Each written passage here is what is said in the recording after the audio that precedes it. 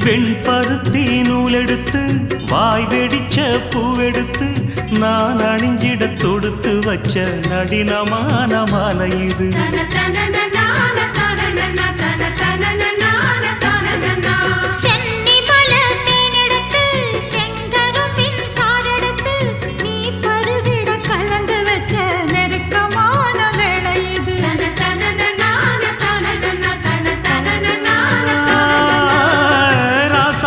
உடம்பிருக்கும் ரவிக்க துணி நானாக அன்னாடம் சூடி கொள்ள ஆசை வச்சாகாதா.